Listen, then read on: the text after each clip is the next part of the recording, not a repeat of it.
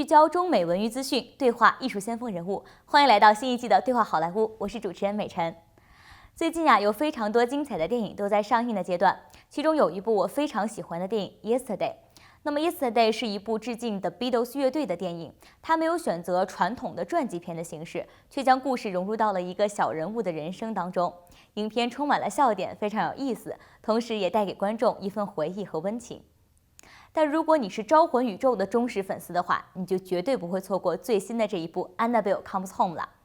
一直以来作为编剧的 Gary Dauberman 这一次担任了导演，在这部电影中完成了他的导演处女作。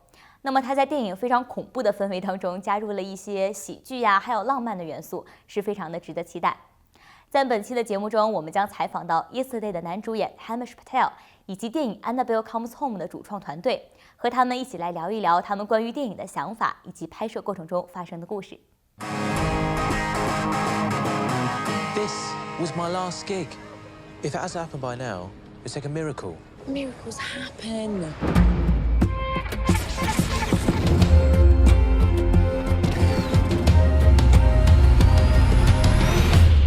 What happened? Electricity flicked off all over the world. Yesterday, Ellie bought you a present. all my troubles seem so far away. Now it looks as though they're here to stay.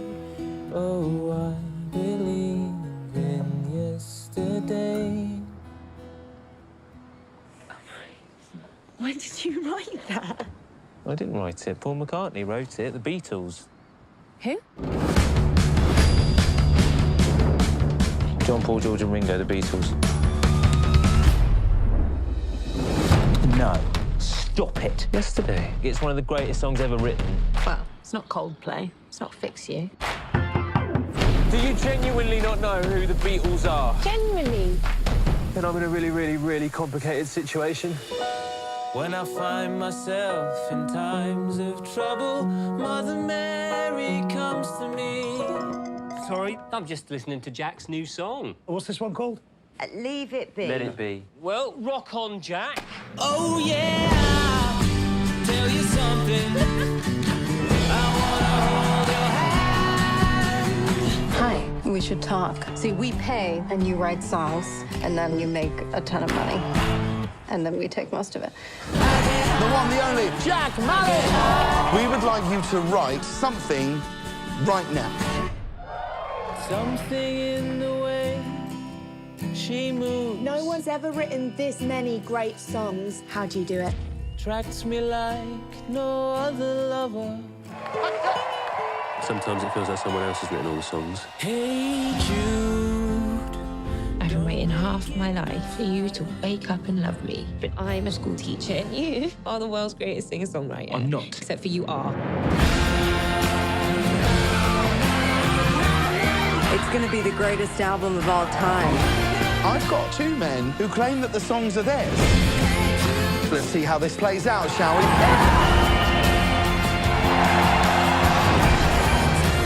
There's something you should know. Please make some noise for Mr. Jack Mallet!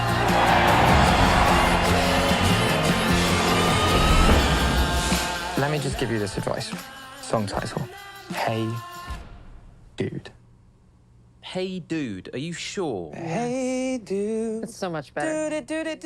At first, I want to say as we know, this film is paying tribute to the Beatles, and you have seen lots of songs in this film. So does Beatles music have some special meaning to you?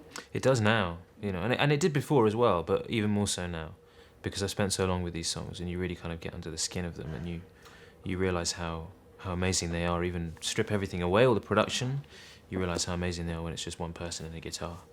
Yes. So did you have learned their song after you take this film, or you already can sing most of it? There was some, most of them I really had to learn. I had to get a lot better at playing them. So we had to spend about 2 months getting a lot better at playing them, yeah. Wow, it's need lots of prepare. And I want to ask what attracted you to be this role in this film? Well, it was the attraction of the amazing story, of course, this love story that then has this crazy twist, and such an amazing way of celebrating the Beatles. Without doing a biopic, you can tell you can almost tell their story. The story of ordinary guys doing something extraordinary is kind of what the story is as well. But also to get to work with Danny Boyle and Richard Curtis, who are two of Britain's best filmmakers, and who to get to work with both of them at the same time was quite a privilege. Yeah, so I heard like you like work with Ed Sheeran. So what about that? Like, does he like maybe surprise you by his promise? Yeah, he was very surprising in terms of his ability as an actor. Because obviously everyone knows his music, but we didn't really know what it was going to be like with the acting side of things. So he was great though. He came and he rehearsed with us, and then he was very relaxed on screen. So it meant that he was a very good performer to work with. Yeah. Oh, so you feel like maybe he has some talent about acting. I think he might have. Yeah. Yes, I also want to ask like if if the movie were happen in the real life, just like what happened in the film, like you can take advantage of this opportunity to get everything you have dreamed before. Like, would you do make the same choice with Jack Malik? I would maybe do it, but maybe try and convince some friends to do it with me rather than on my own. I don't think I'm actually talented enough to do it on my own. But I feel like you would feel a certain responsibility to get the music into the world if you've been given this gift of remembering it. But if I faced $2 million, I would say yes. Yeah, maybe, yeah. Yeah, but so at last I want to ask what the plan in your future, maybe do some other feature film. Yeah, I've got a film coming out called The Aeronauts, which has got Eddie Redmayne and Felicity Jones in it, which is coming out towards the end of the year, and then I've done a series for the BBC called The Luminaries, and that's coming out. And I've just started to work on a TV series called Avenue 5. It's a comedy series.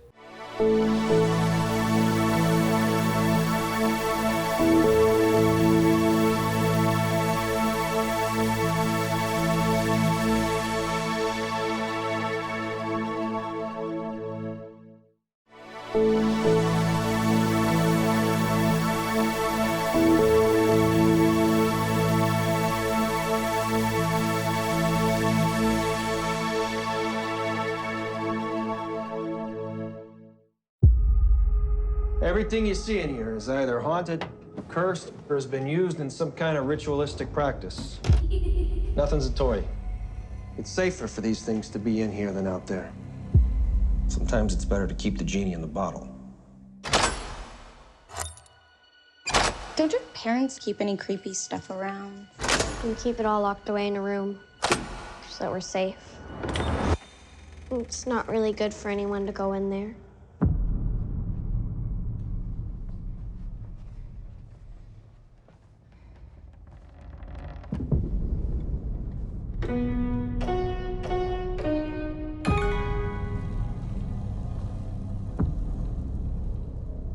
What'd you do to get in there?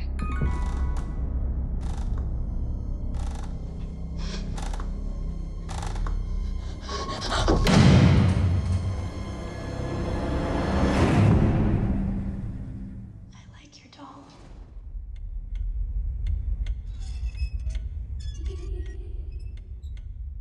This is your directorial debut, and it was absolutely amazing. Oh, thank you so much. I'm not going to stop you. I was going to keep complimenting you. You implemented terror, fright, as well as romance, comedy, and everything. How was the transition to being a writer and director on this film compared to past projects as a producer and writer on films? When you're a director, you get a little bit more of that final say. So you get a little bit, not that, I was working with terrible, people who didn't want to take my suggestions or whatever. But there was it kind of, when you're writing, there's a lot of I don't need to. They'll figure this out somehow. It's a cool idea, and they'll figure out how to. I didn't have that luxury because I'm like, oh no, I'm going to be the one who has to figure this out. Fortunately, I've worked with so many of these people. And we've become like a larger family working in the Conjuring Universe that it was, I could pick up the phone and go, hey, James, if I wanted to do this, how would I pull this off? And, oh, you could do it this way. Oh, okay, great. And then you could get ahead in writing as opposed to writing it and your fingers crossed it's going to, So I had that advantage, which was great. But it just felt like the right time to really step up and get behind the camera on this one. How was that working with everybody that you have worked on multiple projects with, but you have a new position? How was that working with your fellow cast and crew? Well, there's such a team spirit and such a collaborative spirit on set that it doesn't feel like, oh, they're looking at you in a different light now. It just feels like it's the same group of friends. It's the same people. We all, they're so great at what they do that it's really just kind of getting back in the sandbox and playing around again. So there was no hiccups or how's this going to work or anything like that. It was just we know what we want to do, and we worked very, very hard to accomplish that. You have been a part of some of the scariest movies for all of these past few years. Has the horror genre always been of interest to you growing up? Was there something that sparked your interest and it's always been something you wanted to be a part of? It's always been. I just gravitated towards darker stuff when I was a kid, and I always wondered why. I don't know. I had a very wonderful childhood, outside Philadelphia. I think growing up around the history, it feels like I was growing up in a ghost story in a lot of ways because of the battlefields, very old houses with that has a ghost in it, or that house burned down because kids were playing with Ouija boards. Those kind of, there's the urban myths I was surrounded by growing up. But yeah, I just always preferred living in a world where I thought ghosts and demons and all that stuff existed. Yeah. And I have to ask, I know McKenna Grace talked about things that kept happening on sets that were kind of unexplainable. Was there any... What did she say? Did you remember? There was a few things. There was, every time she would take a photo, the crosses would get blacked out, or she would try to take a picture of Annabelle and it would go black. That's right. There was a few other things. I'm drawing a blank right now, but I know there was a few situations like that. We had a prop go missing. It was a voodoo doll that we made I wanted to use in the artifact room in a shot, and we couldn't find it. And a good 15, 20 minutes we're looking for it, and finally someone found it on the next stage over, which wasn't being used for anything, and it was burnt. And we have no idea why, and I ended up not using it because I was like, I can't. I don't blame you for not using it. Yeah. I mean, sooner or later, you play with matches, you're gonna get burned, and yeah, I didn't want to tempt fate with that one. Can you tell us a little bit about how it was working with Gary for the first time in his directorial debut? It was really great, actually. I've worked with Gary on a whole bunch of different movies where he's written stuff for us as a writer, and so I got to know Gary very well, and it just was the next natural progression with Gary was for him to write one and direct it himself, and I think he's had the aspiration to direct for a long time now, and it was really fun on some of the other sets, just sort of watching him watch and really sort of and even physically taking notes on what needed to be done for certain scenes and stuff like that. So it was only a matter of time that he was going to get behind the camera.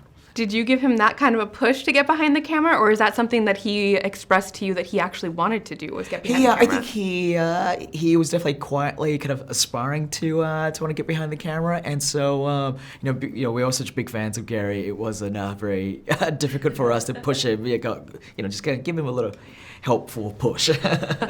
This movie had me feeling a wide range of emotions. I was at the edge of my seat the entire time, but still laughing, and then in all of the little romantic side of me. Yeah. Can you tell us a little bit about the writing process with Gary? Yeah, I mean, that's what makes Gary's stuff so great as a writer, particularly, is that he really cares about characters, and he cares about just like hitting wide range of emotion. Making a movie like this, he understands with the Conjuring Universe, we've never really made any of these films just about the scares. I think if you made it just about the scares, then I don't think our movies wouldn't have been as popular, I would imagine. I think it's the human factor, the human elements are the thing that people keep coming back to. And so it's important to get those elements correct. How is it working with Patrick Wilson from all of the scary movies and horror movies you guys have done, and then also working with him in Aquaman in a whole other direction from back to Annabelle? I feel like I've done a whole bunch of movies with Patrick by now, and so, it's great. Part of the reason why I love going back to the Patrick Wilson is just because he's an amazing actor. He's great, and on top of that, he's such a good guy, and just makes it so much easier. Making movies are so hard, and you want to work with people that you like, and people that are talented, and Patrick has both of those. And then growing up, what drew you to the spiritual side or demons, or did you have any creepy dolls around your family or friend's house growing up? I think growing up with religion and growing up sort of, with my Chinese Asian culture, definitely played a big part in my fascination, I guess, with the supernatural and superstition, just things in general. And I think, that kind of opened my mind and be willing to sort of accept things that I might not be able to see or touch in the real world. And I think it's great. And, as a filmmaker, it really allowed me to open my imagination and just, sort of kind of dive into that world and embrace it. Congratulations, you guys were all showstoppers in this movie. What challenges did you guys face getting prepared for all of these roles? Annabelle being on set because she made scary things happen. Very true. Yeah, everything was a little scary. I think more than anything, the challenge was like time. No matter how much time you have, you always want more. Yeah. And it went by so fast. It did. Yeah. It did. And I think it's a challenge, but a fun challenge is finding the ways to get into character and what you're going to use to pull from to be truthful to the terror and the horror and everything like that, but a fun challenge to unravel. How did you guys prepare? Were you guys all fans of the Conjuring universe to see all the movies before? Yeah, I rewatched all of them right before. Yeah, just to get into the mood and to feel in the universe, I finally got through the first Conjuring because I booked this. I was like, I have to finally finish it. I was so terrified. It took me 3 times. No, I don't blame you. Mm-hmm. Yeah, I'm a bit of a baby. I've gotten a little better. But. Annabelle honestly terrifies me. What were your guys' each first reactions of seeing her on set?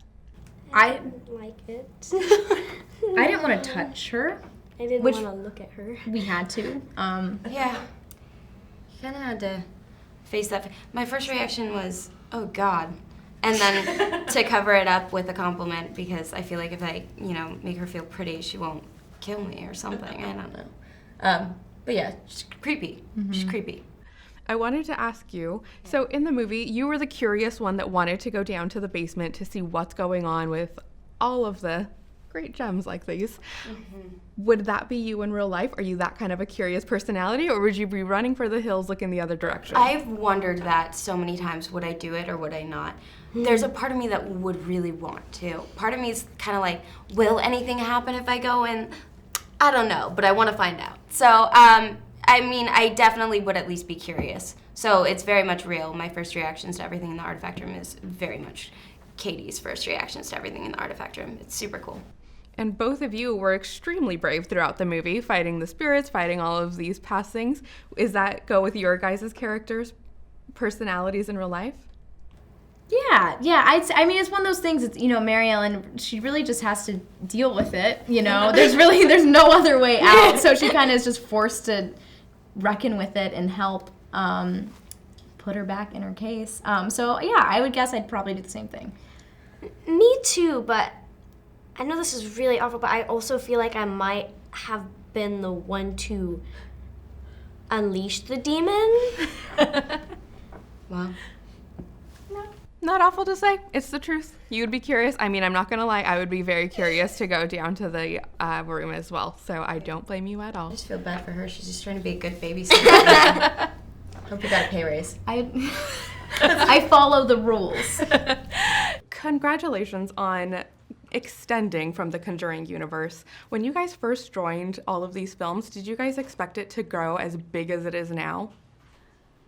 No, we were just focused on the task at hand, and no, I know if we got it right. It's a beautiful surprise. If we got it right, we'd just come back for a second film. Well, yes. The spin-offs, Well, absolutely. After meeting with Lorraine and hearing story upon story and adventure upon adventure. Yeah. We thought, okay, if we get this right, sure. Because usually the structure of horror films, it's and even the ones that I did with James prior to this, you're usually the family in peril, but it's such a great structure, obviously for a studio and for actors, because it gives us we can investigate different cases and then work on our own thing. It's very juicy material. There's a whole litany of cases. There are. So this could go on for Oh yeah, forever. 100 years. Especially after this one, there was a lot of distinct storylines, including some of your guys' background, that there can be many branches out. Right. This movie is absolutely terrifying. I saw it last night, and I was at the edge of my seat the entire time.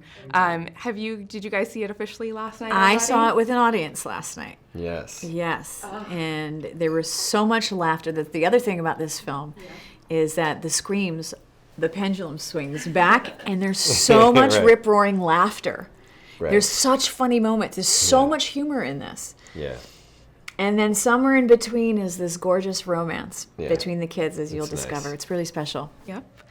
Growing up, were you guys always into scary movies and horror genre? I was not allowed to watch them, no. No. I'd have to steal over to Missy Berner's house. Missy. Missy. She was a good wreck. old Missy. I could trust She always Missy. Yeah. hooked you up. Missy hooked me. She totally did, though. Yeah. A few. Yeah, I've never been a huge fan. But I say that, I mean, there are lots of movies that I sort of define one of the first movies I ever saw was the TV version of Salem's Lot, which terrified me as a kid. And I remember, Poltergeist and The Shining, and those movies really freaked me out. But I didn't go see every single horror movie. So the ones that, if it sort of transcended the genre, you know what I mean? If it was not just some quirky little horror movie that only horror fans saw. Like Aliens, right? Yeah.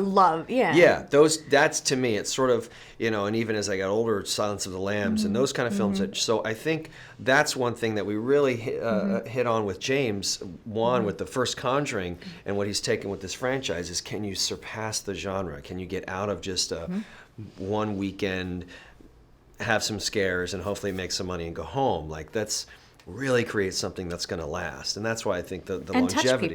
Yeah. 本期的对话好莱坞到这里就要结束了。如果你想要了解更多的影视资讯的话，请登录 ictnews.com。我是美晨，让我们下期再会。What did you do? I let her out. Who? Annabelle. I'm sorry. What else did you touch?